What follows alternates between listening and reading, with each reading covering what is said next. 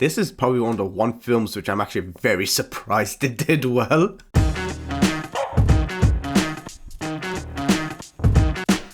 Now, Dungeons & Dragons is a movie which is based on the board game Dungeons & Dragons, I believe. Don't come after me if I am wrong. And it is actually a surprisingly enjoyable movie. It's a lot better than what I expected, because I was going in with the expectation that this movie was going to bomb.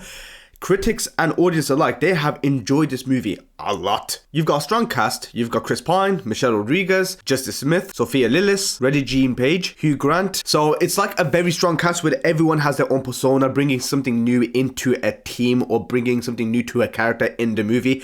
Chris Pine, you would expect that if a movie like this was coming out, you would have a very strong and majestic lead, but in this case, you have Chris Pine, who is charismatic on its own. He lets the audience feel charmed by his presence, and I think that's very special to have for a character and actor as well.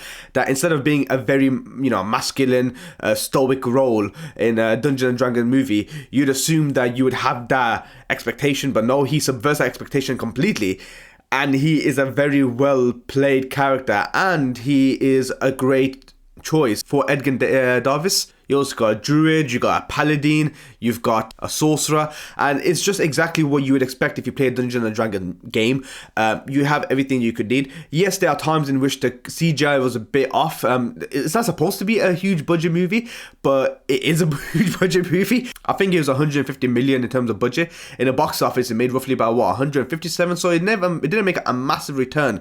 But in terms of critics and audience score alike, it did quite well, and it just allows the audience to have a fun time. It holds a great sense of humor. There's a lot of fun scenes. There's a heist scene in this film as well. There's plenty of comedic moments that feel like a slapstick comedy, but they pull it off really well. For me personally, I actually enjoyed it. I thought the chemistry between all the characters were really well done. I think it was a solid casting, solid hybrid of genre, action, adventure, fantasy, and comedy all works together when you mash it together. It's a very enjoyable fantasy adventure for your friends and family if you want to go watch it in the cinemas.